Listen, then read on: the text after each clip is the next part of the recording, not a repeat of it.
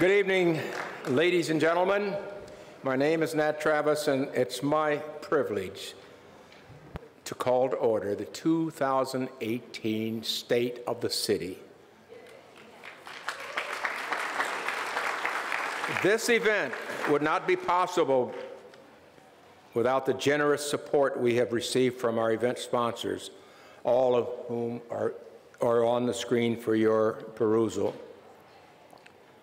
The lead sponsor is none other than the City of Santa Monica.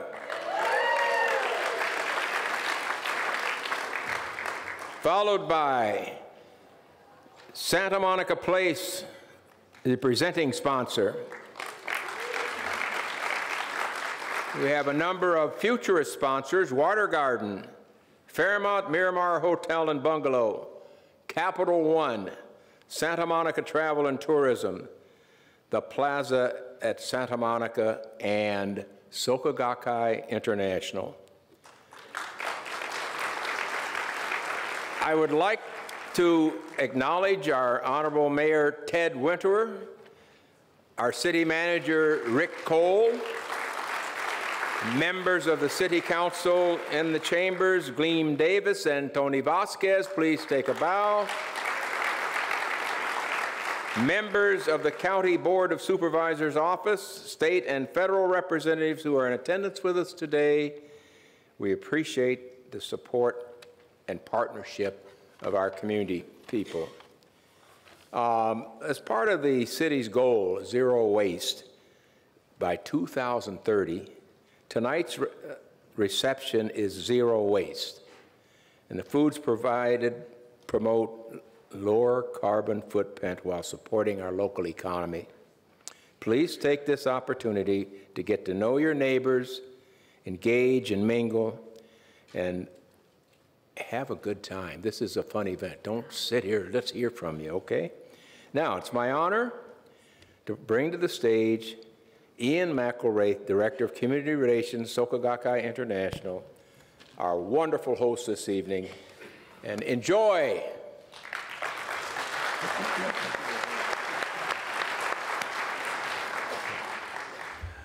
Good evening, members of the Santa Monica Chamber and friends. We so appreciate welcoming you here. We've been calling Santa Monica, the great city of Santa Monica, our home for 50 years as of this year, 2018. And it's our great honor in recent years to be able to host in this World Peace Weekend Auditorium significant events like our West Side, Martin Luther King West Side Coalition events last month, as well as a splendid State of the City. So they have a great program planned. I want to get out of the way and let it proceed. Thanks again for coming.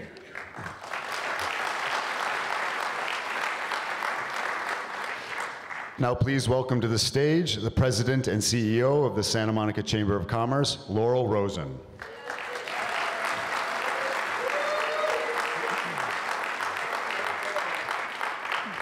Thank you. So good evening, everyone, and thank you for joining us for the 2018 State of the City Economic Sustainability Summit.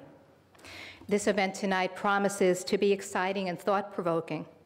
There will be many innovative ideas presented tonight that hopefully will pave the way towards a stronger economy. This economy that is transforming based on changing business models, a younger workforce with a deep emphasis on emerging technologies.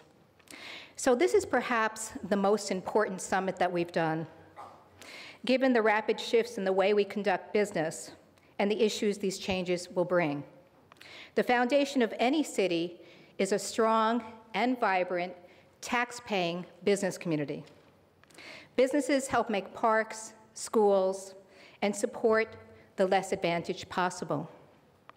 We have a robust chamber, one of the largest in Southern California, representing thousands of employees working in every business sector of our city. Our mission at the chamber is to be a connector, the nexus point, as we say, between business and city, as well as the whole community. So given the fast-moving changes, there's an urgency to collectively create a new economic blueprint to bolster our businesses while overcoming unanticipated obstacles in the future. So growth and sustainability are central to our discussions tonight, and we do have a lineup of incredibly talented business and civic leaders to share their insights. Mayor Ted Winterer and City Manager Rick Cole will share much more coming up. So as a conduit for candid communications and positive change, the Chamber will continue to be at the table with our stakeholders to tackle the most difficult issues and collaborate on finding positive solutions. That means taking the best in show from all of our business sectors, from technology and healthcare to hospitality and retail. For example, what kinds of capital investments do businesses need to make to compete in this new economy? What help do you as a business owner need to be relevant and thrive moving forward? And what does collaboration look like with a more sustainable model? What are the barriers and opportunities for Santa Monica's developing workforce as we build towards a future with automation? So tonight you will hear from our thought leaders on these important questions, and they will help us understand that disruption can be difficult, but keeps us vital as we find our niche in the shifting economy. The Chamber has always been engaged in helping our city find solutions for the biggest issues, including one of our most pressing challenges: how do we address homelessness in our community and the region? The Chamber has been instrumental in the creation of City's Homeless Task Force, a team of volunteers from local and regional organizations working together to create resources for our residents and businesses to have a voice. The only way to impact our homeless crisis is for everyone to be part of the solution. So the 3 ways that you can help and make a difference is to donate. That really is the easy part. Support our agencies and volunteer. But most importantly, you need to advocate to end our housing shortages. Our young people today, they are our keys to the future. We must foster their growth so they can carry that torch to move forward. The Santa Monica Chamber Foundation and the Education Committee, working with the City of Santa Monica and Samo High, are currently preparing for our annual Job and Career Day, which supports over 700 students each year with job readiness and career opportunities. We are at the ready to continue to find ways to balance the needs of our business community and residents to ensure we have a prosperous and sustainable Santa Monica. So on behalf of the Chamber, I hope you'll reach out to me. I hope you'll ask for help. I hope you'll come to Chamber committees and working together, helping us to shape the future of the city that we all love. So I'd like to thank you for listening to me, and I'd like to invite and please help me welcome to the stage West Hooker Paletti, 2017-2018 Chair of the Chamber and owner of La Conda del Lago. West.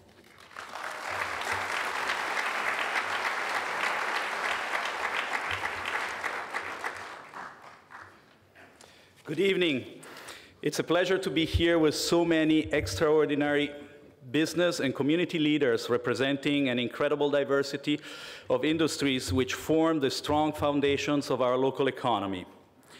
As the Chamber's chair and owner of longtime Santa Monica restaurant La Conda del Lago, I am eager to find innovative ways to safeguard our city's sustainability, continue to build its reputation as a leading economic hub, while maintaining its unique character built over past decades by passionate, visionary, and hardworking community leaders, some of which are in this room tonight. Several important changes have occurred since last year's summit. Cannabis is becoming a restaurant ingredient. As reported by ABC News, keep your eyes peeled for upcoming pot-to-plate menus. We have seen changes in mobility and transportation habits. Some of us arrived here on shared green bikes or shared black scooters, or better yet, you got a LYFT, LYFT. There is a new administration in Washington reversing existing policies. A new tax code was recently passed and will have a ripple effect for both small and large business owners. In the short term, the restaurant industry believes that this will have a positive effect on its sector. Meanwhile, labor unions are growing and are focusing their expansion also within local independent restaurants, including here in our community. The restaurant industry does not feel this will have a positive effect. With change come a lot of unknowns, but a few things we know for sure. We know that our Santa Monica government leaders are committed to seeking the input from the business community, even on controversial matters, in order to make balanced policy decisions. This is commendable and crucial when looking forward. We also know for sure that our vibrant city continues to be a source of economic opportunity and creativity. We have more than 9,500 businesses employing nearly 90,000 people in a city of 93,000 residents. Our local businesses generated more than $3.2 billion in taxable sales last year, helping to raise $7.5 million for local schools. Many of these businesses are in the entertainment and technology sector: Activision, Snapchat, Hulu, LYFT, to name a few. We're also surrounded by a wealth of amazing healthcare and biotech contributing businesses, including Kaiser Permanente, Providence St. John, and Kite Pharma. And we have some of the best hotels and restaurants anywhere in the world that welcome more than 8 million yearly visitors to Santa Monica. We have 500 restaurants, from the most exclusive to the newest cutting-edge food concepts. With a whirlwind of opportunities, innovation, and changing business models across many sectors, the Chamber is working with local businesses to identify new strategies and sources of revenue to sustain them and sustain the community into the rapidly evolving future. For some members, it means shifting focus from traditional promotional practices to more effective social media programs, limit on-premise services, or maximize opportunities offered by home delivery networks. Some forward thinkers are adding ordering kiosks or tableside ordering technology in the dining room. 3D chocolate printers are being explored by forward-thinking bakers. But how can lasting, innovative concepts be distinguished from shorter, disruptive fads? And how can growth and innovation remain in balance with long-standing local businesses that contribute to the unique character of our city? In closing, the Chamber's mission is to help its members work smarter, be more nimble and collaborative, and also be an advocate for the needs of the business communities. We thrive to foster sustainable change, and I'm confident that a beneficial and equitable balance between regulations and innovation can be found. In this time of several headwinds, I'm reminded of some wise words from Winston Churchill, who certainly faced many headwinds during his time. If the human race wishes to have a prolonged and indefinite period of material prosperity, they have only got to behave in a peaceful and helpful way toward one another. It is now my honor, thank you. It is now my honor to welcome our mayor, Ted Winter. Mayor Ted Winter has lived in Santa Monica for over 25 years and has spent more than a decade serving our community. He was elected to Santa Monica City Council in 2012, and since then, Ted has been focused on finding solutions to Santa Monica's toughest issues.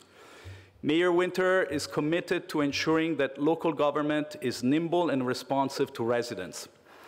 He is a strong supporter of locally owned businesses like mine, and is devoted to the continued excellence of the city's public schools and social services. Mayor Winter believes we must preserve diversity by protecting tenants, conserving neighborhoods, and making new housing available to people of all income levels. Ted is all in when it comes to tackling traffic and congestion. He launched monthly bike rides with the mayor to encourage locals to get up, engage, and ride. Tonight he's here to talk to us about the state of our city. It is my great honor to welcome our mayor, Ted Winter.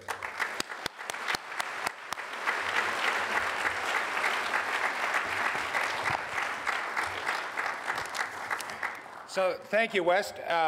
Actually, there's been a minor glitch already in proceedings here. We're supposed to do the State of the City video before we hear from me. So you get some motion picture entertainment first. So let's see the video. A walk on the 3rd Street Promenade with fresh farmers market produce, the latest movies, street performers, restaurants and clothing stores, and people from all walks of life reminds us what an exceptional place Santa Monica is to call home. But how do we know what programs and services have the greatest impact? Just last year, Santa Monica adopted a new approach to governance that connects the work of city departments to 6 outcomes that help measure and maintain a sustainable city of well-being.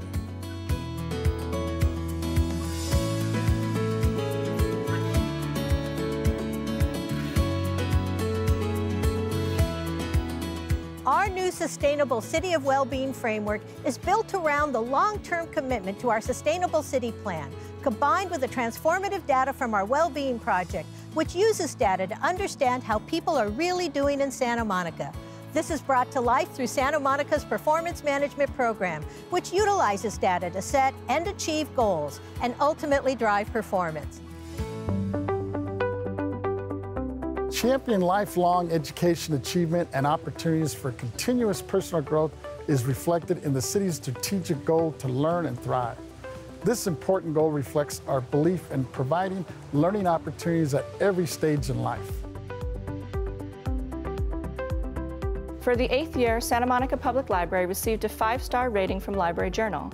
The 5 Santa Monica Public Library branches had a total of 1.3 million visitors, nearly 1 million visits to the website, and 1.5 million items checked out. The library hosted over 2,200 programs, with almost 1,400 of those provided to our youth. The Office of Emergency Management continued to offer community education and training to Santa Monica residents and employees. Public education was adapted to introduce the new concept of community resilience so that they are better prepared to withstand and recover from any type of adversity.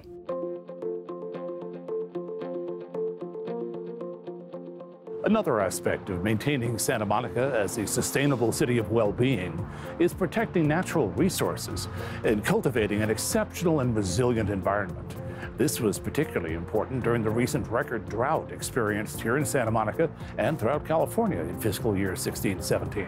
Santa Monica became the first city in California to require zero net energy for all new residential construction, providing efficient, affordable, energy-independent homes. Last year saw a 13% increase in solar installations, taking us to 5.8 megawatts of solar community-wide. We also established a water neutrality ordinance, ensuring all new developments are water neutral. Big Blue Bus purchased and put into service 25 compressed natural gas buses. Equipped with near zero emissions engines, this earned the American Public Transportation Association Silver Status Award for sustainability. The city's mobility strategic goal includes improving ways for people to move around Santa Monica without relying on single occupancy car trips. The Expo Light Rail, which already surpassed its 2030 ridership goal with 63,000 daily riders, helps connect people to our region. There's also Breeze Bike Share, direct Big Blue bus routes with real-time information, car share, and safer walking and biking. In January 2017, after extensive litigation, the city reached an historic agreement with the Federal Aviation Administration. Under the terms of the agreement, the city secured the ability to close the Santa Monica Airport on December 31st, 2028, and to immediately shorten the airport runway from 5,000 feet to 3,500 feet.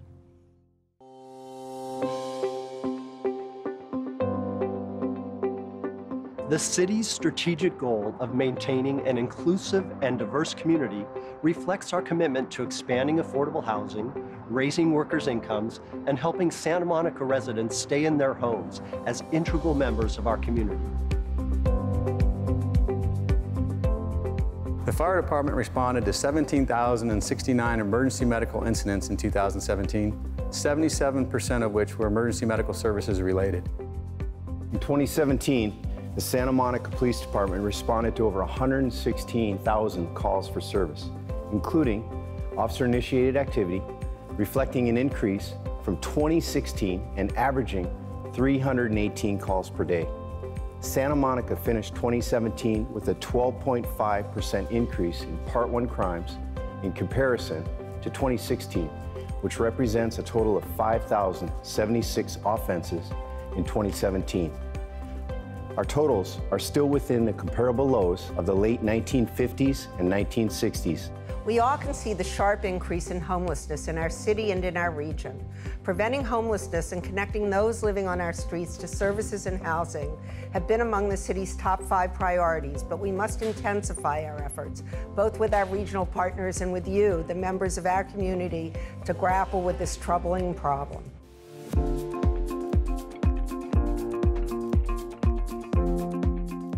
Santa Monica continues to enjoy a diverse source of revenue streams. In addition, the city maintained a $9.7 million economic uncertainty fund.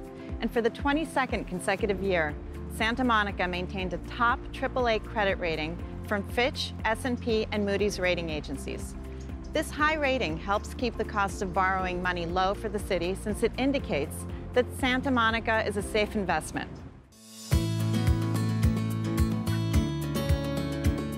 After several years of refinement and community outreach, the Downtown Community Plan was adopted in 2017. The DCP is centered around a housing-first strategy with an emphasis on affordability, preservation of historic structures, dynamic open space, and the creation of new cultural venues and experiences. Each of us plays a crucial role in making Santa Monica a city that works for everyone. Collaborating as one community, we've accomplished a lot this year. However, some of our biggest challenges lie ahead, for which we have a new executive team to lead Santa Monica. We are dedicated to finding new solutions to Santa Monica's biggest challenges and monitoring success while we adjust programs and services to work better for our citizens. Santa Monica looks to be a leader in policy development that supports our goals in diversity, sustainability, mobility, and more. Working together with our diverse and active community, we look forward to tackling the critical issues like homelessness and achieving our goal of Vision Zero to eradicate traffic and pedestrian fatalities, as well as improving city services to better serve you. We invite you to join us in building Santa Monica as a sustainable city of well-being.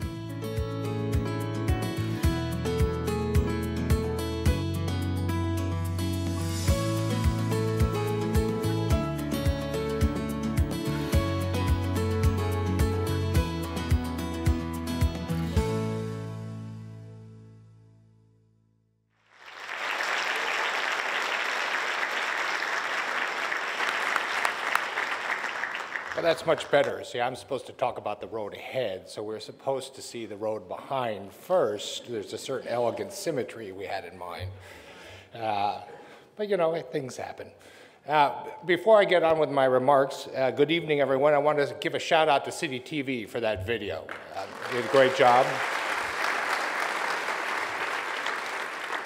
You might have noticed that they have a couple of new drones they've been having a lot of fun with. And I also want to acknowledge, I don't know if you noticed when you came in, if you got a glass of water, the kids from Powell are out there serving us our fine Santa Monica tap water.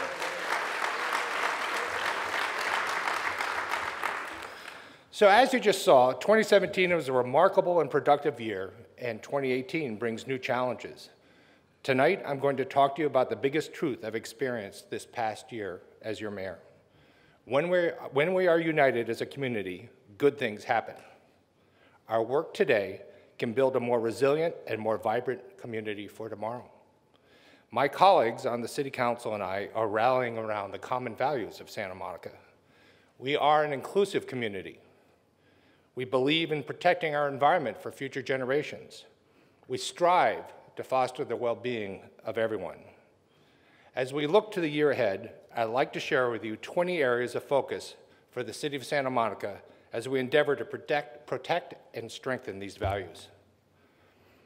There's no denying the magnitude of homelessness when 13,000 people lose their housing every month in Los Angeles County. We're doing a lot. It's not enough. We're investing in more people and more resources across the police department and in our libraries, parks, and public spaces. and we're asking for the best ideas from everyone in this room. We must work together to help our most vulnerable. I and my fellow council members attended numerous community conversations in late 2017. We heard what key qualities our city manager should look for in our next police chief. We listened to personal experiences of crime reaching into our neighborhoods, and we're working hard to address the recent uptick. Between 2006 and 2016, collisions in Santa Monica resulted in a yearly average of 4 fatalities. Last year alone, that number was 9. Sweden, the birthplace of Vision Zero, has seen an 80% reduction in fatalities and now has the world's safest roads, with only 3 deaths per 100,000 residents. In Santa Monica, 0 is the only acceptable number. $41.8 billion. That's the amount Metro is investing in new transportation infrastructure as a result of Measure M. In the next 40 years, subway and light rail will become the norm as we get around the county and our city. We already have a multimodal network, and we will continue to invest in infrastructure and local policies to be at the forefront of this cultural shift. As you just heard in the video, we have made great strides towards our water and carbon goals, but getting to carbon neutrality will not be easy, and each of us will have to do our part. To learn how, I invite you to join us for our Climate Fest on May 19th to kick off our new Climate Action and Adaptation Plan. Since 1994, 38% of all multifamily housing constructed here in Santa Monica has been deed restricted to affordable income levels. That's 4,500 units for low to moderate income individuals and families. Yet rising rents threaten to displace too many of our residents. This is one of the great challenges before us because our character and culture comes from our people. We must protect our existing affordable housing stock and invest in new housing inventory that can keep Santa Monica a reality for future generations. We've made significant strides for our youngest residents, yet 1/3 are still not ready for kindergarten. We are focused on closing the achievement gap by investing in early childhood education. Because in Santa Monica, we believe every single child should have an equal start.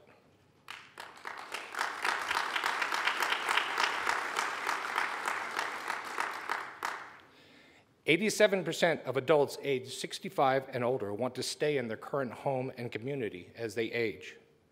Our multimodal city with access to amenities and services makes Santa Monica ideal to age in place. We must continue to think of our senior community as we develop future infrastructure, programs, and housing.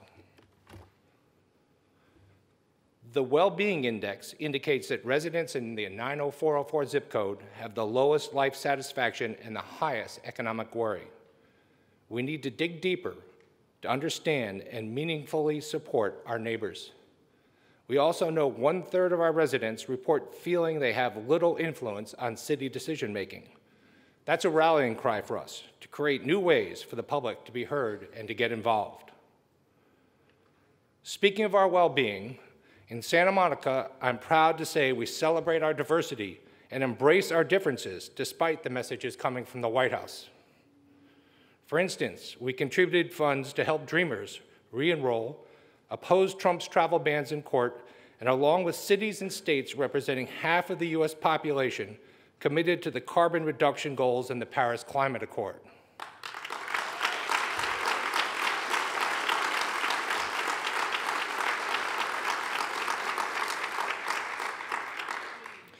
And I have to say this, I said this last year, I said it again, with all due respect to Nat Travis, Mr. Santa Monica, in the interest of gender equity, it's about time we have a Ms. Santa Monica. And if we don't have one at next year's event, I'm gonna be out there leading the picket line, so it's a call to action. So we're beginning our work on the PICO neighborhood plan and retaining the character of our single-family neighborhoods. Our city has a strong sense of place, but how do we continue to ensure paper planning comes to life on our streets? Through strong policies and broad community input, we can make great places not just buildings. This was one of the primary topics at last week's U.S. Conference of Mayors.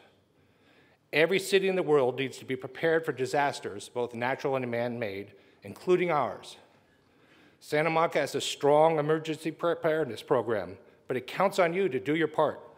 Be vigilant, have a plan so together we can be a resilient community. Also, every city needs to communicate critical information to the public, yet the abundance of media sources can make it complicated.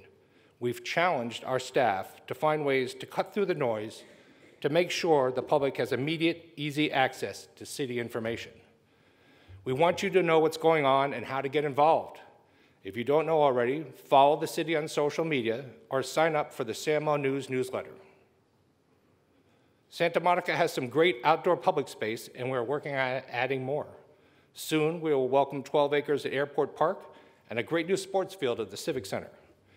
And we invite you to be part of the process as we begin envisioning our great park at the airport when it closes after 2028.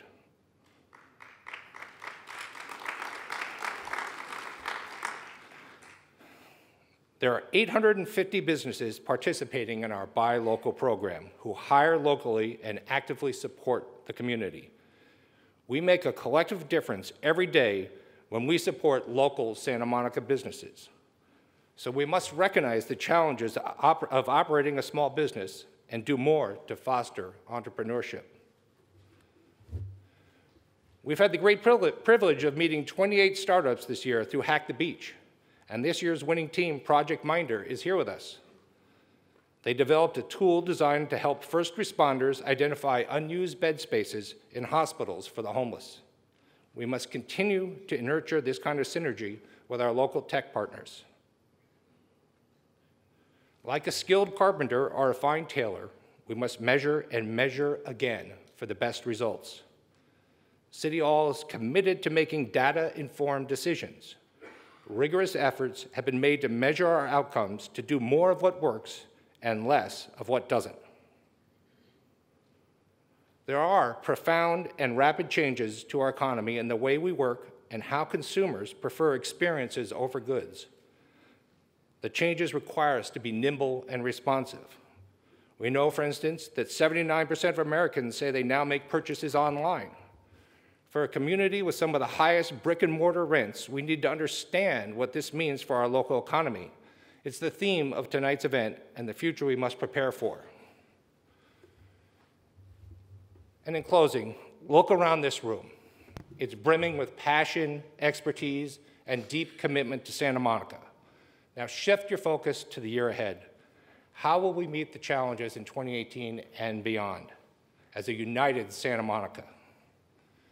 If you watched the State of the Union this week, and you're even more confused by our national politics, know that, as I mentioned, just last week I was in Washington, D.C. for the U.S. Conference of Mayors.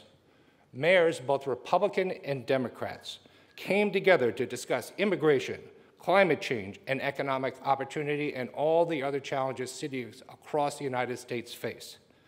Because mayors, we know that change happens locally, and the City Council and I are prepared to partner with nonprofits, businesses, and residents, the entire community, to strengthen Santa Monica for today and for the future. Thank you for your partnership.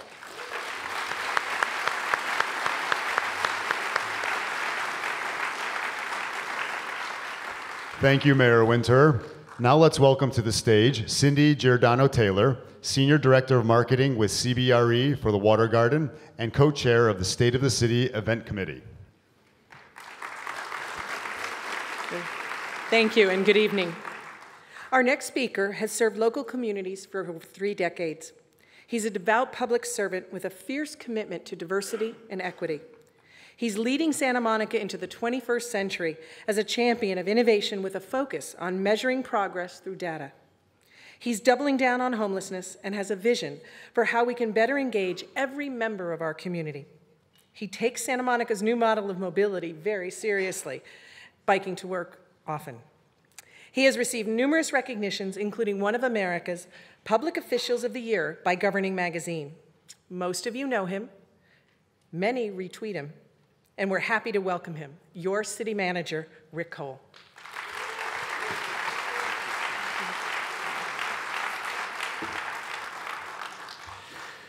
Santa Monica today is an economic success story.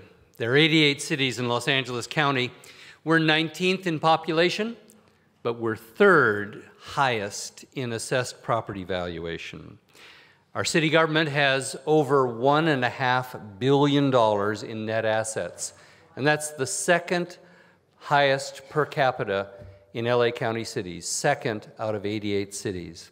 Our diverse economy and our strong balance sheet has earned, as you heard a moment ago, Santa Monica the highest bond rating that a public agency can achieve. And this provides our residents with unmatched quality of services and up-to-date infrastructure. That translates into more library story hours, faster medical response times, expanded playfields, less ocean pollution, and cleaner and greener neighborhoods. But in a changing world, we can't take prosperity for granted. To chart a sustainable future, it's vital to understand why Santa Monica is prosperous today. There's a popular myth that until recently, Santa Monica was a sleepy little beach community. This myth has no basis in fact. The historic record is clear. Back in 1880, Santa Monica had 417 residents. In the next 10 years, the population tripled. In the next 10 years, it doubled. In the 10 years after that, it doubled again. And in the 10 years after that, it doubled yet again. And then, in the next 10 years, it doubled yet again, when our population reached nearly 40,000 by 1930. Population growth slowed during the Depression, but still, over the next 2 decades, the population again doubled. The record clearly demonstrates that Santa Monica was a boomtown from its very start. It was slated to be the main port of LA until San Pedro stole that prize. Douglas Aircraft alone employed over 44,000 workers in its Santa Monica factory. And the arrival of the 10 freeway brought even more development. In fact, by the 60s, downtown Santa Monica, Ocean Park neighborhood, and the Pico neighborhood were all seeing the symptoms of urban blight and decline, including obsolete factories, empty storefronts, rising crime, and falling property values. You know, few people realize that Santa Monica's population reached a peak of 88,000 back in 1970.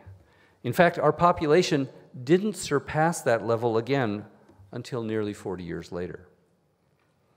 Instead of doubling every 10 years, as we did for the first half-century of our existence, over the last half-century, Santa Monica's barely grown 10%.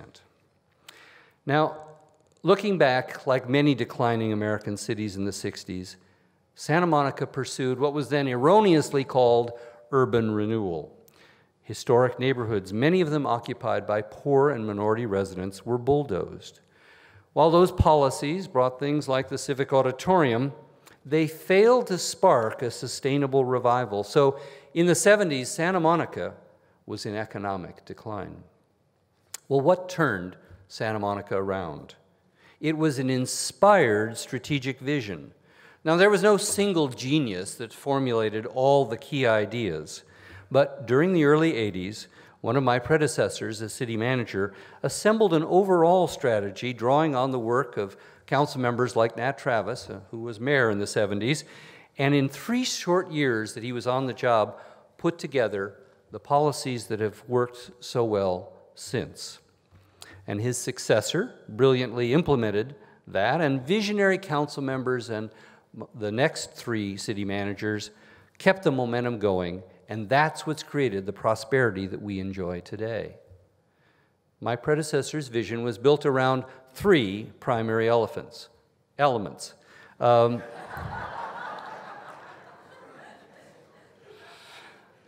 Welcome to the circus. First element was the outmoded factories on the eastern edge of town were gradually replaced by first-class offices like the Water Garden. Second, the moribund pedestrian mall in downtown was redesigned as the 3rd Street Promenade, and it sparked a downtown retail revival. And third, Santa Monica was recast from a beach city that drew day visitors and motel guests to a genuine visitor destination, adding customers to the retail, dining, entertainment, and cultural venues in our community. So that's it. Office business, retail, sales, and tourism. A relentless focus on those 3 elements has made Santa Monica into an economic powerhouse. Yes, there were other important factors. The city's investment in high-speed fiber helped launch tech businesses that have grown into Silicon Beach. And instead of subsidizing private development, Santa Monica invested all of its redevelopment money into infrastructure and affordable housing. And rent control helped keep Santa Monica more affordable for our local workforce. But the central basis of our economic success was this sustained focus on offices, retail, and tourism. Now, here's the challenge. When it comes to office business, not only is the market rapidly changing, but there simply is no appetite in the community for more office development given the headaches of West Side traffic. And when it comes to retail sales, not only has regional competition intensified, but retail itself nationally is declining due to changing consumer choices.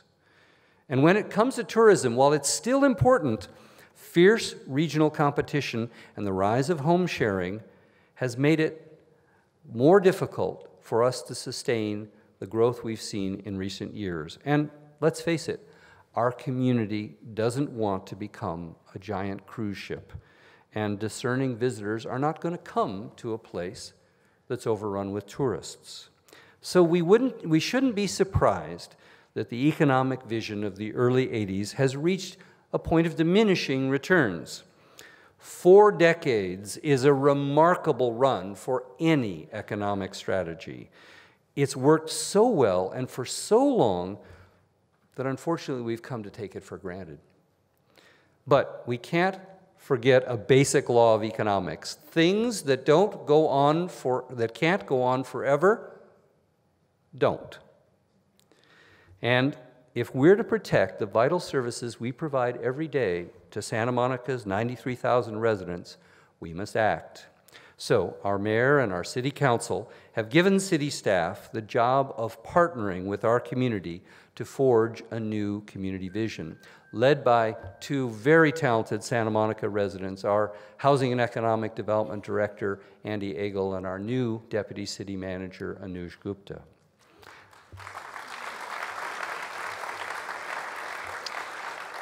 The Economic Sustainability Plan will not be simply an update of the old strategy. We aren't looking for 3 major magic keys to the future. In fact, as the next 2 speakers are going to illuminate, we live in a time when the economy is just too dynamic to base a long-term economic strategy on specific industries. In fact, the Economic Sustainability Plan we're embarking upon will not be focused as much on what we do as how we do it here in Santa Monica. And so first we have to acknowledge that there's no such thing as a strictly Santa Monica economy. We're only 8.3 square miles out of the 4,000 miles just here in LA County and surrounded by Los Angeles on 3 sides. Our job is not to create an economic island. Our job is to find our place in the larger economy of Southern California and the world beyond. Now, it's too soon to paint a picture of what the Economic Sustainability Plan will contain, but today I want to sketch out for you briefly how we plan to co-create with you this plan, drawing on the best ideas in our community and beyond. Now, the Santa Monica Chamber of Commerce is an obvious collaborator, and today marks the first step in introducing this plan and this effort to the community.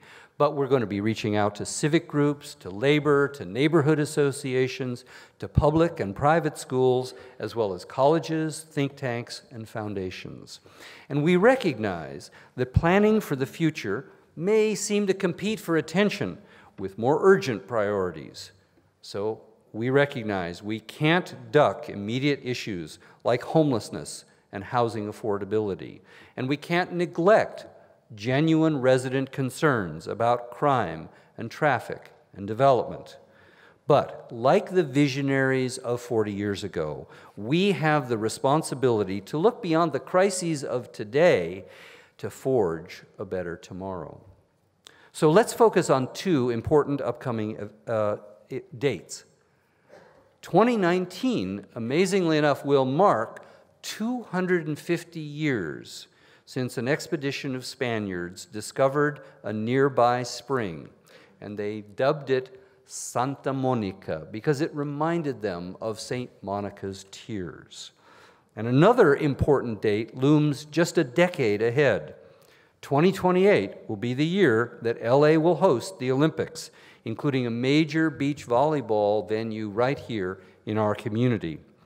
And 10 years may seem like a long time, but it will arrive before we know it. So this year, 2018, we'll enlist partners, we'll do the economic research and the analysis, and we'll convene with you lively dialogue about our shared economic future. And then in 2019, together we will formulate a powerful economic sustainability plan marking our 250th anniversary as a community and looking ahead to where we want to be 10 years from now when we welcome the world to Santa Monica. President Kennedy used to quote what he called an old Chinese curse. May you live in interesting times. Well, we live in interesting times. Unfortunately, many previous generations didn't think much about the future because they were too busy building up a boomtown. And some previous generations were too short-sighted, and they took shortcuts that ultimately fell short of sustaining their economy. The question for us today, will our generation be visionary enough to create a brighter future? Can we ensure that Santa Monica, the Santa Monica we love, is enhanced in the decades ahead? We have to practice our core values. We have to preserve our unique community identity. And we have to roll up our sleeves, Santa Monica, and do the planning and the hard work to implement so that what lies ahead ensures that we leave our city not only more equitable, more sustainable, but more prosperous than we found it. Thank you so much.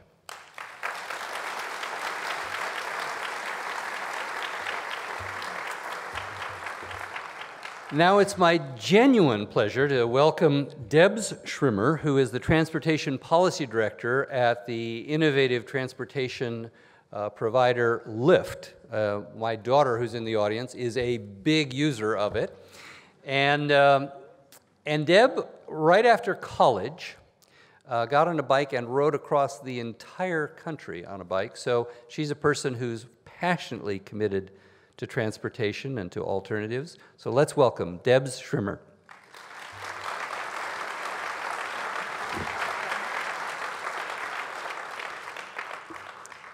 Thanks, Rick, and thank you for having me here today. It's an honor to be here at Santa Monica's State of the City and to be part of an exciting conversation about the city's future in light of demographic shifts and rapid changes in technology. As we look ahead to the future, it's important to understand where we are and where we've come from. In fact, just 5 years ago, LYFT began to operate here in Santa Monica. Today, we are a vital part of the transportation fabric, supporting the city's economic engine, allowing passengers to explore the city, helping them spend money in the local economy, and stay out longer with a safe and reliable ride home. This is a snapshot of some of the top destinations here in Santa Monica.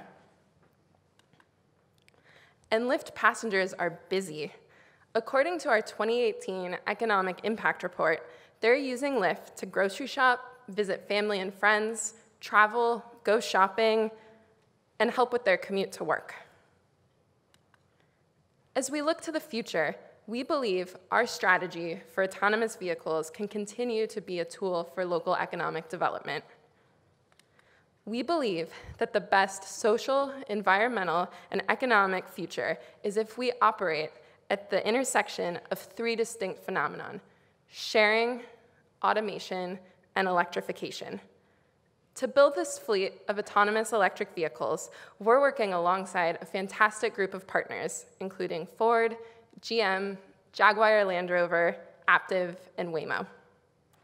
A recent report found that in this business model, transportation costs for the consumer will actually be 10 times cheaper than today's model of individually owned vehicles. By reducing the cost of transportation, we'll be able to expand mobility and save the average American family household over $5,000 a year, money that can be directly reinvested back in the local economy. It all sounds pretty good, right? Sounds like we have a silver bullet here. But if only it were that easy. The rise of autonomous vehicles could induce new development and create negative impacts on our communities, such as increased sprawl and suburbanization. And it turns out, an electric, self-driving vehicle traffic jam, it's still a traffic jam, and that bears real costs. A recent study from the traffic analysis group INRIX found that in 2013, traffic congestion cost Americans $124 billion a year, and this number could rise to over $180 billion a year by 2030. The study found that the Los Angeles region alone accounts for nearly 20% of congestion costs in the United States. These costs come from fuel wasted on idle emissions, the effects of traffic congestion on our environment, and time wasted while stuck in traffic. And for those of you that say, it's okay, with autonomous vehicles, we'll be able to work in our car and be so productive, don't lie, I know that this is a city that loves their Hulu accounts. To help avoid these costs, what are the steps that Santa Monica can take to support a thriving and sustainable future for the next 30 to 50 years? The good news is that the city is already creating a strong framework that emphasizes a menu of options for people to get from A to B, and making sure that a car isn't always the default choice. It's a mix of walking, biking, transit, Lyft line, and maybe even a service that doesn't yet exist. We know that as the population changes, millennials and baby boomers alike are interested in multimodal travel. At the same time, transit, the backbone of cities, is going to become a more blended service that straddles the public and private sector. New technologies will continue to create new tools to provide transit, helping agencies meet consumer expectations for on-demand, real-time, app-based services. And this will help support a shifting employment trend that we're beginning to see, as traditional transit is designed largely for commuters and students. With a changing workforce that isn't necessarily relying on a 9-to-5 schedule, partnerships across the public and private sectors will be critical to keep people moving. Already, Big Blue Bus is beginning to embrace this.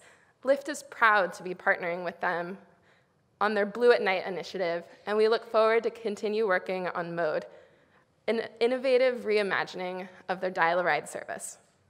And for Los Angeles County more broadly, where voters approved the Measure M sales tax to fund transit investments over the next 4 decades, LA Metro will be able to focus on high-capacity, high-quality service.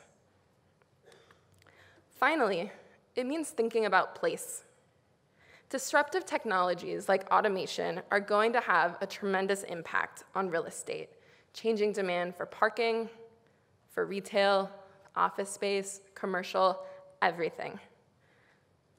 But fortunately, the city already has a strong vision for what kind of community it wants to be. The Downtown Community Plan presents a strong roadmap for a thriving downtown that's able to weave together the different pieces of a vibrant, thriving economy. World-class restaurants, hotels, public plazas to create a sense of place, wide sidewalks and bike lanes, and a transit hub to make it accessible, and co-working spaces to reflect the changing nature of work. All of this will continue to unfold as the city's urban footprint grows and evolves in the years to come. In closing, without a crystal ball, it's hard to know exactly how and where and when disruptive technologies are going to transform our communities. But to support economic sustainability, the city needs to embrace an increasingly multimodal future. It needs to find creative partnerships with the private sector, and it needs to continue to implement a bold vision that makes this city worth visiting and living in. So with that, Santa Monica, we should all buckle up and hold on. It's gonna be a wild ride. Thank you.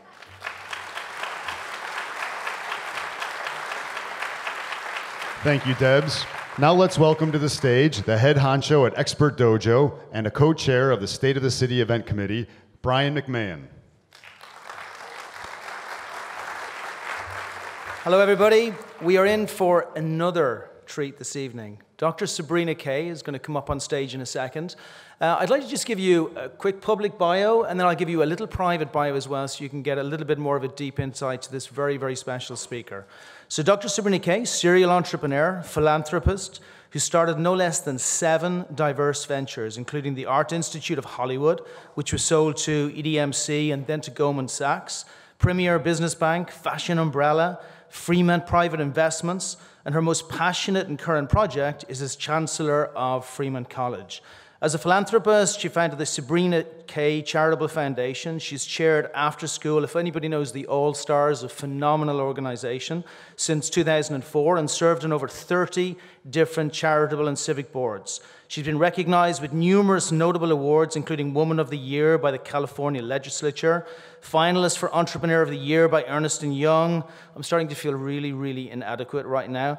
And was introduced to the Hall of Fame by California Association of Post-Secondary Schools.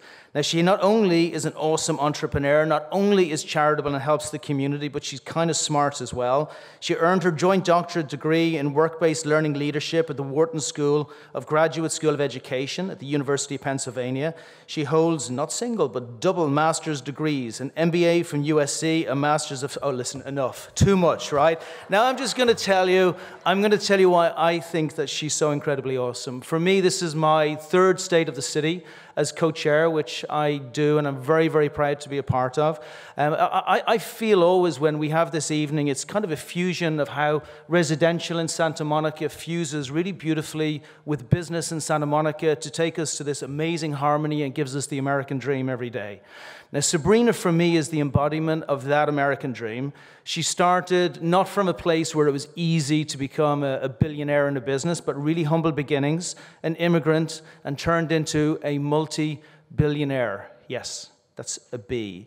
And in my opinion, the most successful entrepreneur that's been produced in my lifetime in Santa Monica. So, at this moment, enough from me. I'm proud to bring on stage my friend and icon of entrepreneurship here in Santa Monica, Ms. Sabrina Kay.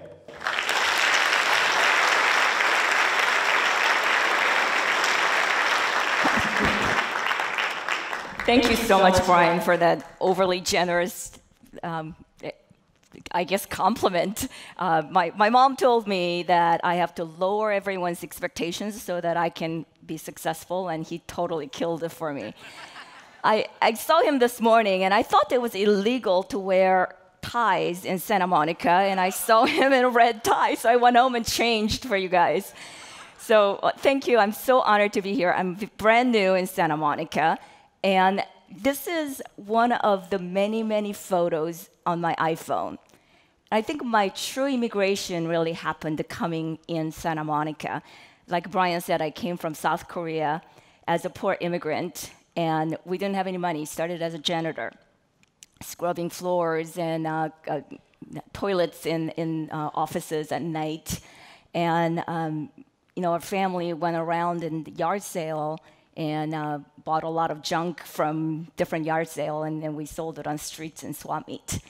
But because of this amazing country and the opportunities that has given to anybody so generously, both of my brothers became medical doctors, and I was able to start a company as a single mom and a college dropout, and was able to retire. So I went back to school to be a teacher. But when my immigration, I say that my American immigration came to the second country that I immigrated, which is Santa Monica. This is a completely different country by itself. It just has different council, different culture, different communities, and it's just astonishing to see how the city has changed for the last 10 years of hotels, shops, and it's just not a beach town. It is a mecca of where the innovation happens, and we're so lucky to be part of this. So I guess today's summit, the question that we have is, where do we go from here? The way we ask is, we don't answer that question because I was told that if you play with a crystal ball, you're going to drop it and you will be hurt by shattered 1,000 pieces of glasses. So I'm not going to do that, but I want to share the history with you. In the 19th century, when the cars came into our lives, no one decided to use horse carriages anymore. And I don't know anybody who uses horses for transportation today. In 1876, when Alexander Graham Bell made that historical phone call, nobody sends a telegraph, says, I have to see you right now, right? So what's happening? This is 750 years of England, the economic growth. So if you look at it, for the last 100 years of economic growth is vastly different than the first 650 years. And it's because of what happened in the late 19th century of transportation and communication. That is called exponential growth. Is that going to continue? Where are we in that part of that exponential growth?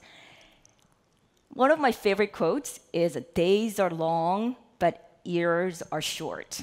I come home sometimes, and I'm sure you have those days too. Today was a long day. But where did 2017 go? What happened? So if you look at the part of that exponential growth of the 90-degree hockey stick and take one day, 1 week, or 1 month, actually the graph becomes a completely different graph. It becomes flatter and rounder. And because of that, future is very hard to predict, and it's very difficult to feel what type of a velocity of the speed that we're involved right now. But one thing I can tell you is our great-grandchildren will look back today, maybe the next 10 years, and say, that was a time. And I don't know exactly what they're going to say, but some of the possibilities are, I think that they used to carry those paper money to go to shops to buy stuff. Or I think humans used to drive cars in the 21st century. I don't know. That could be a possibility. Deb may be totally disagreeing with me in the back, so we'll talk about it when we sit there. This is a hometown of many, many, many unicorns. This is where all these innovation happened. It's not a beach town. It is a town for thought leaders. Santa Monica, together with Palo Alto and New York, is leading the technological innovation.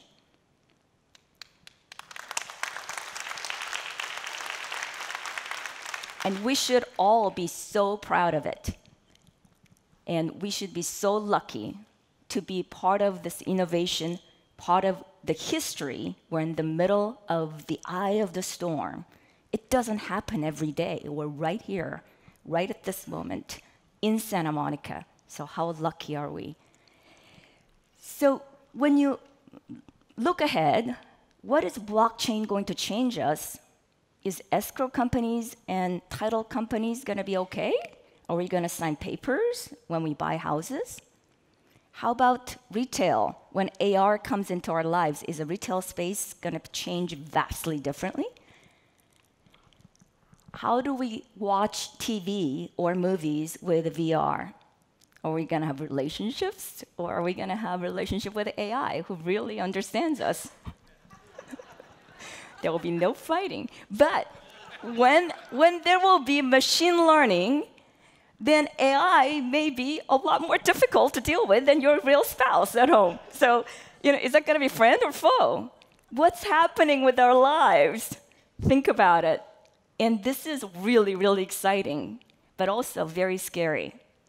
When there's fear, we have 4 different responses. Humans have freeze, that's being paralyzed in front of fear, or flee, they run.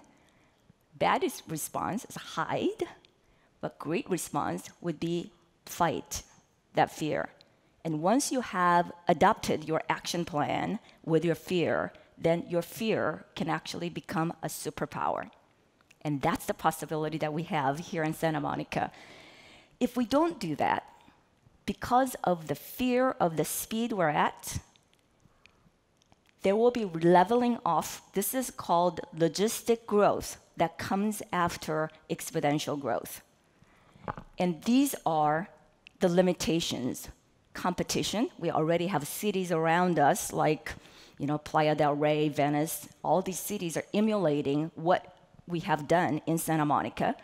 The space we have, we're talking about housing and traffic, resources, most importantly, human capital pipeline. Are we ready for that speed? And if we don't prepare, that logistic growth will, at best, will be just leveling it off. And then it can go either way. Okay? And that decision is up to us in this room. That decision is our responsibility. When we eliminate that limitation, it's called the carrying capacity. When you get rid of that carrying capacity, then we're ready for the second growth of that exponential growth. So as policymakers, business owners, residents in Santa Monica, it is our responsibility to listen and collaborate together to figure out what these carrying capacity is. How do we get rid of it? How do we prepare Santa Monica for the second phase of exponential growth? That is the question that we have today. So as a community, we'll all pause and ask, what questions would we ask? When I came to Santa Monica as a teacher, one thing that is very evident, although I'm not going to predict the future, I can predict that we need better education. We need to educate and we need to prepare all of us to be ready for the 21st century. Biggest disparity in this amazing country that I see is not socio-economical disparity, it's disparity of knowledge and education. If you look at the inner city, those inner city kids do not have an opportunity to Ivy League schools. It is heartbreaking. As an immigrant, I feel almost inadequate that I was able to go to an Ivy League school where our own children in this country don't have that opportunity. So how do we make that social justice and social equity to give them the reskilling as well as preparation for the 21st century? A lot of great businesses are not going to be prepared as we are part of that exponential growth. Remember, we're on that 90-degree hockey stick speed. How do we prepare that? So with Fremont College and Dale Carnegie training, what I really am committing to you is I would love to collaborate with any businesses who need proper skilling training, as well as last mile training for your employees. That is so important for all businesses to look ahead of the 21st century. As a city, as Mayor Winterer and City Manager Rick Cole have discussed, it is really the housing, traffic patterns, healthcare, mental or physical. The city has done such an amazing job, but we have a lot more work to do. So how do we all collaborate together as one community? When you look at blue zone studies of so many different countries, the Venn diagram of the middle, of the common denominator, is a community and the knowledge. So today, I'm so looking forward to sitting down with the leaders and discuss and have that communication as a community and see what we need to do to leave this place a little bit better place for our next generation. So thank you so much for this opportunity.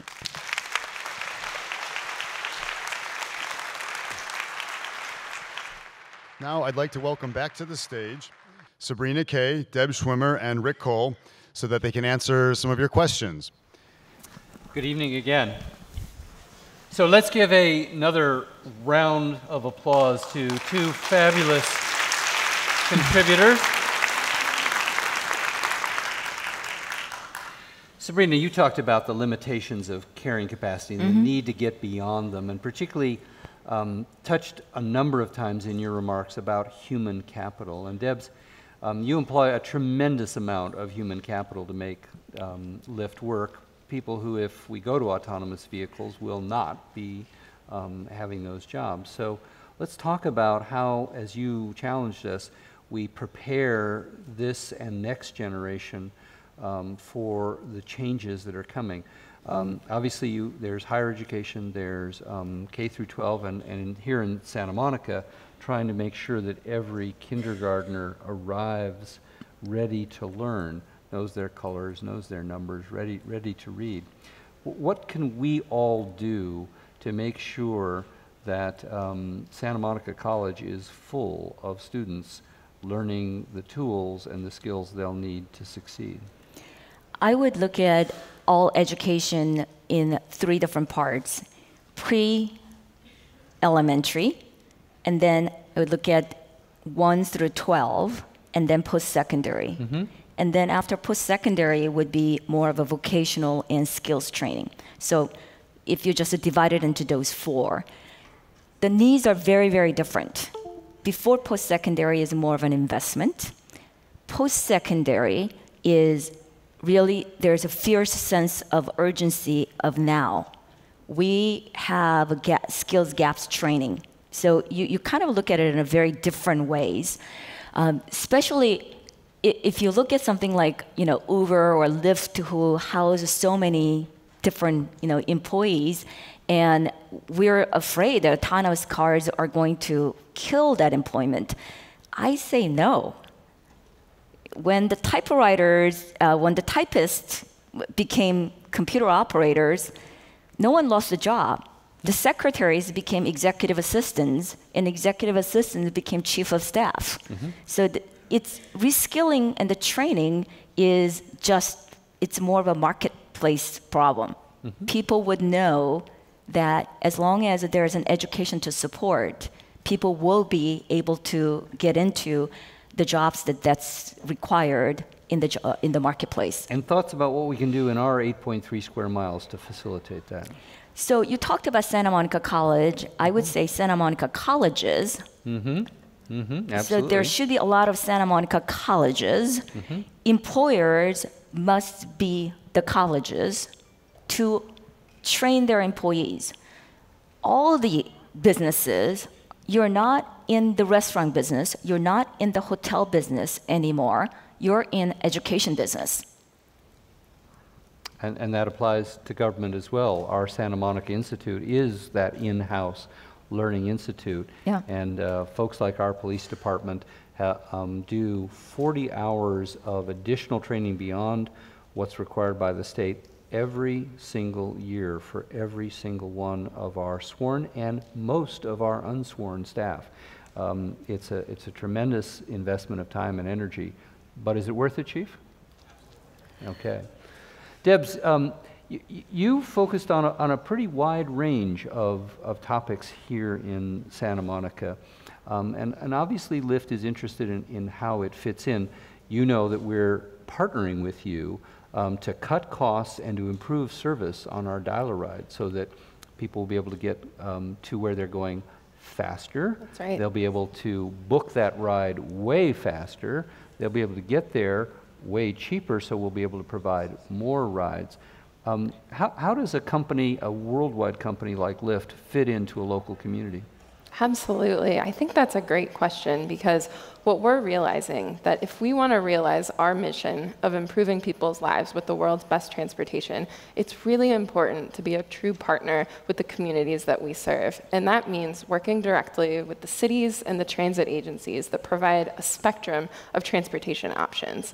And we know that transit agencies face real challenges providing high-quality mobility services to everyone. And so by being able to actually sit down at the table with the city of Santa Monica and understand how Big Blue Bus fits into that picture, we're thinking about how we can really transform mobility for a group that needs it most.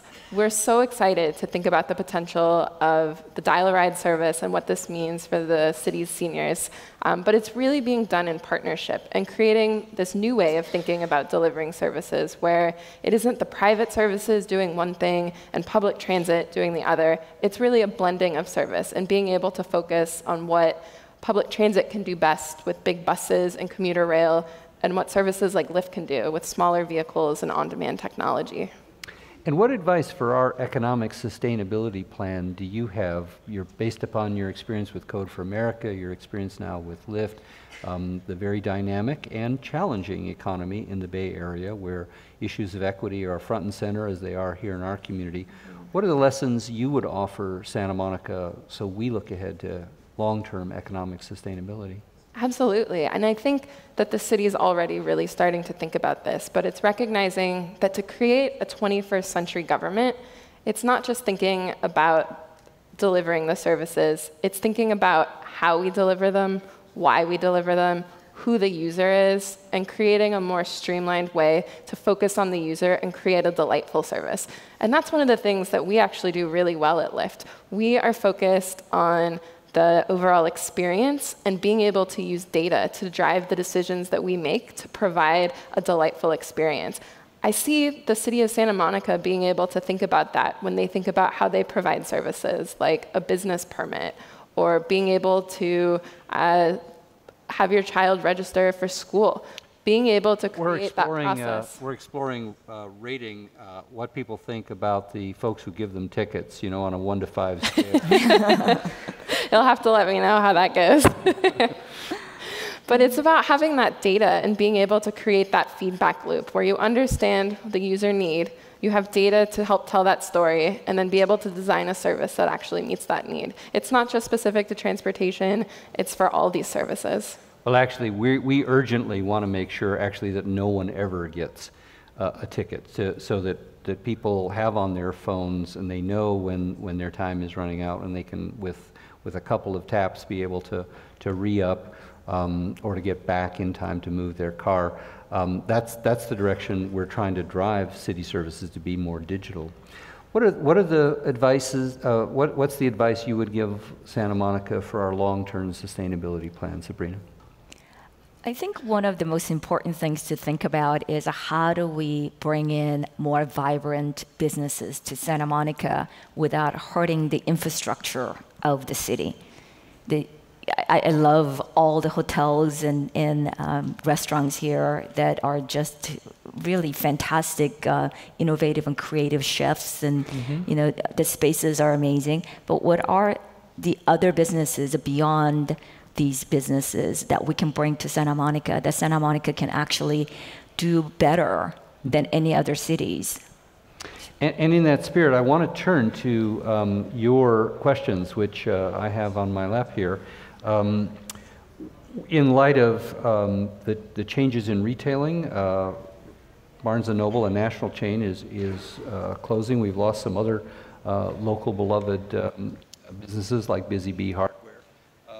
The question that's being asked is by Gans Media, what types of incentives are being offered to traditional brick and mortar retailers to attract new business to Santa Monica? I'm not going to ask you to answer that, although you said we should be doing that. Let me take one of the things we are moving to do is to make getting permits at our city much easier. That is possible to do, and we have a great team on the ground floor of City Hall working to do that. And we're already seeing some results. We're getting great feedback from chamber members who've been through the process. So the old horror stories, we challenge you to come down and see the progress we're making to make it easier. We're working, for example, with Santa Monica Place on bringing in some exciting new businesses front and center there.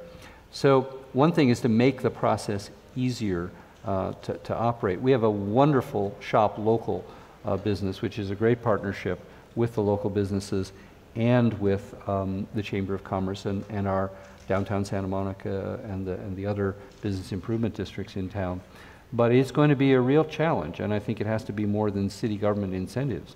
I think we have to shop at our local businesses, right? It may be convenient to go online at 2 in the morning and order up from Amazon, but if we're going to walk the walk of sustainability for our economy, we have to support the people who support us. Guarantee you Amazon is not sponsoring any Little League teams in our community. Guarantee you that Amazon is not paying its dues to the Santa Monica Chamber of Commerce. Not to say that Santa Monica or that Amazon is something you should never use, but think about all of the local resources. Another question we have here is, how do you keep in contact with the local government? Stallion 319 asks. You heard a little bit of that. You may have missed that in the in our annual report, but we have a weekly SAMO News. You can follow us on Twitter, Instagram, Facebook. I suppose you could follow us on Bird. I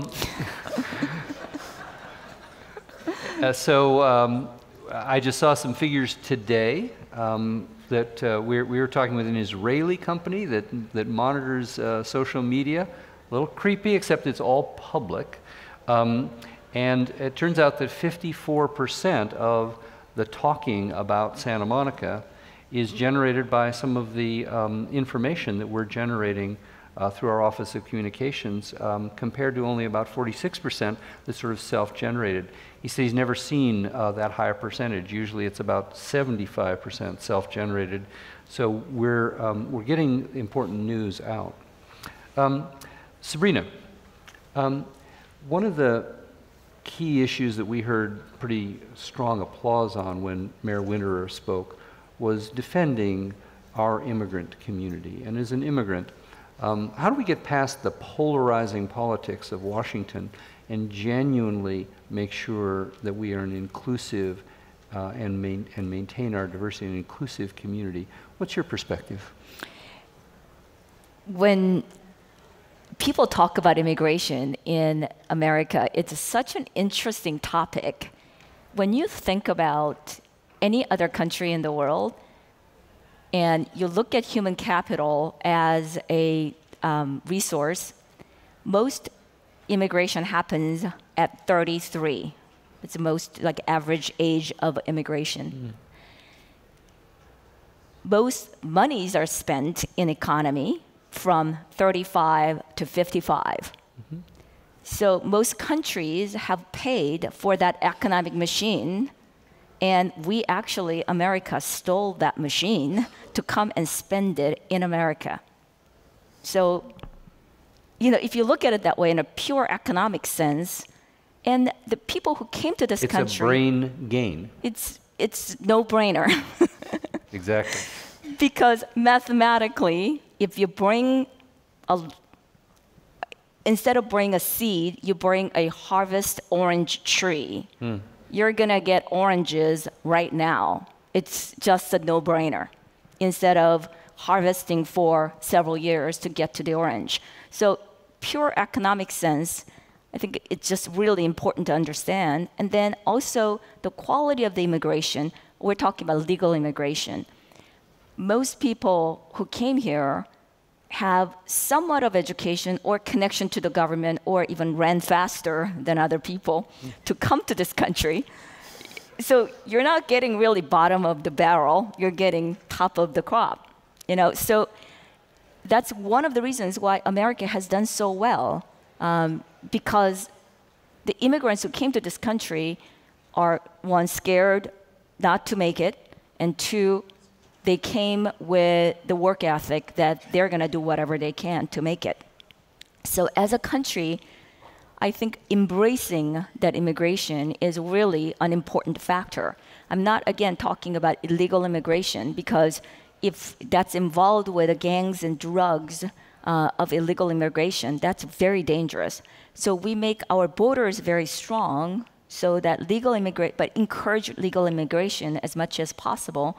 And just treat the immigrants equally. That's pretty much all immigrants are asking for. They're not asking for any handouts. There is no entitlement. I think most immigrants are just really, really grateful they arrived. And I'll just push back. I agree. Just push back a little bit about studies have shown that actually immigrants are less likely to commit crimes than native-born Americans. Debs and Sabrina, one topic, one dimension we haven't touched on, and that's the role of women. This is a city that has some extraordinary women leaders, and so I think the challenge for meeting Mayor Winterer's having a Ms. Santa Monica is, which one do we pick? Our college president, our city attorney, our chair of the Chamber of Commerce, our Mayor Pro Tem. There's a tremendous number of women leaders in business and civic and education. But this is a moment. This is a moment when women are saying time's up to being discriminated against, to being harassed, to being minimized. What role can women play in being a catalyst in showing the world how to be entrepreneurs, how to be educators, how to be leaders, and how to more than do their share of creating a better future? Debs? Absolutely. At LYFT, we recognize that the type of community that we want to build and the future of transportation needs to take into account a diverse set of perspectives. And generally, the people that are making decisions about how our city grows and develops is dominated by men. We want to see more female representation in local government, in transit, in city planning, in our business services that are creating new businesses and opportunities, and bringing those perspectives, particularly around safety, which is so important when you think about the built environment and the transportation services we use. We want to have people thinking about how does a family navigate a city? How does someone in a wheelchair or someone with a disability get around? And being able to have a unique set of experiences is going to create richer, thriving, and more vibrant communities. I want to give credit where credit is due. I now glance down and I see that my question was anticipated by one of our Commission on the Status of Women members who phrased it this way. How can we empower women to actively participate in the discussions about the future of Santa Monica? Sabrina. As much as I love advocating for social equality and social equity, I do not believe the government should enter into the affirmative action. It's already illegal to discriminate against women. I think women are not weaker species that needs to be protected. Mm-hmm. Women have equal rights in this country. If we think women are treated not equally, what other country would you go? But I think what government and the research institutions can do and must do is why women leadership is important. Mm-hmm. Why it's important, why the diversity can actually make more money. You get much further with sugar than vinegar. And once that study is done, rather than the study of women get paid 70% of what men get paid for the equal job, but do the study of when the femininity of nurturing and mindfulness and the love and communication, all these feminine energy enters into the leadership, how the culture changes and how the corporations do so much better with the prosperity. That is the research and question that we should really think about. And women have a better feminine energy than men. That's the reason why women leadership is important. Let's close out with kind of a final round here. I'd like to ask each of you, what are you most excited about in terms of opportunities for us to embrace a bright and prosperous future? What are the exciting things that you think we can jump on that our advantages? And then what are our biggest challenges? And finally, how can we overcome some of those challenges and capitalize on some of those advantages? Can we start with you, Debs? Sure. So when I think about Santa Monica's industries, I think a lot about technology, media, advertising, and I think about the opportunities that those specific industries have with this future of automation. You know, from where I sit at LYFT, where we're really thinking about the future of transportation, we see two big questions with autonomous vehicles. One is, what are people going to do in autonomous vehicles if they're not driving? And two, how might the actual in-car experience change with an autonomous vehicle? And how might that configuration look different?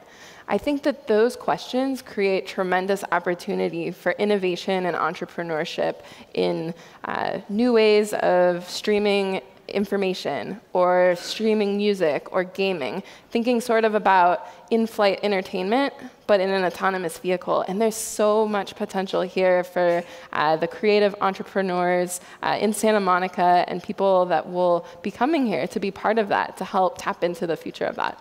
And you were very candid about some challenges in your talk. So what are the challenges you think that we ought to be paying attention to? Absolutely. I think the main challenge here, and this isn't just specific to Santa Monica, this is something that we see much more largely across the country, is the question of if autonomous vehicles get rolled out in a way where people choose to own their own autonomous vehicle rather than subscribe to a network and be part of this, you know, fabric of options where sometimes they're taking Big Blue Bus or riding bike share or taking a Lyft when they need it. We won't be able to see those social, economic, environmental efficiencies because we'll basically just take this environment that we have now that's really focused on car ownership and single occupant vehicle trips, and we'll just be swapping out the car with one that isn't driving. And so the challenge that Santa Monica has is to think about how can we take the planning and the land use and the transit and the policy environment and wrap that up in a way that we're able to actually prevent an alternative reality where we're basically just creating the same thing today. And it's really about creating this menu of choices. And that, I think, is going to be the real challenge. That's your challenge, Anuj Gupta, our new Director of Policy. Sabrina, what are you most excited about in terms of the opportunities for Santa Monica? And then we'll talk about challenges. I think the best opportunity that we have here is a community that we created, the tech community, the restaurant community, the beach community that we created because of the vibrance of the city and because of the forward-thinking people and the policymakers in the city. Those people come here. Mm-hmm. So we attract, we don't have to recruit, we attract. And that is a great opportunity, especially by being part of that technological advancement of how the 21st century is changing. All these, unicorns that's been born in here, Santa Monica, that is a really great opportunity. Success breeds success. Because of the previous success, more and more people, the dreamers and the innovators, they all come to Santa Monica. I think that is the human capital pipeline that is endless, is really the greatest asset that we have in Santa Monica, more than the beach. And Sabrina, you touched eloquently on the social equity and social justice aspect. So do you think that's one of our biggest challenges? I think social justice and social equity in Santa Monica is more on the education side. We have a very small radius of the land. So how do we give everyone the knowledge and the opportunity of the possibilities that's ahead? Tremendous. I don't think you would find in very many Southern California communities this level of engagement and discourse. And I'm not just talking about the conversations here on the stage, but the conversations that were taking place as we came in and the conversations that you'll be walking out into. This is an extraordinarily engaged community. 69% of our residents are college graduates. Almost a third have an advanced degree. It's not as affluent a community as people think in the stereotype. 70% of our residents are renters and 13% live below the poverty line. But it's a community that's extraordinarily interested, lively, diverse, and we're having these discussions and these dialogues and these debates. Let's continue them in the year ahead as we get ready for our 250th anniversary as a community. Let's think about the next 50, the next 200, the next 250 years. Thank you both for extraordinary contributions.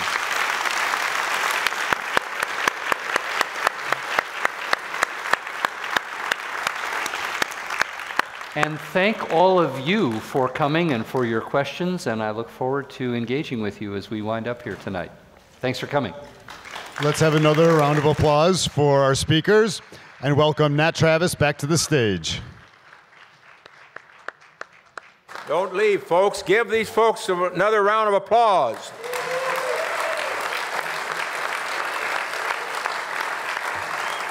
Have a seat, please. What an inspirational group of innovators we've heard today, and thank you to our mayor, city manager, our panelists. I really enjoyed it. I know many of you want to chat with each other and perhaps the speakers, and we're going to have that opportunity.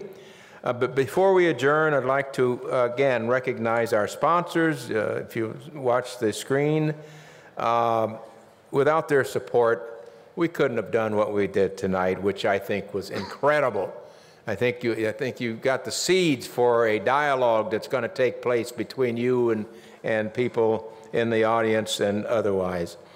I'd like to thank the City of Santa Monica again, the wonderful team at the Chamber and our State of the City Event Committee. Thank you, ladies and gentlemen, for joining with us.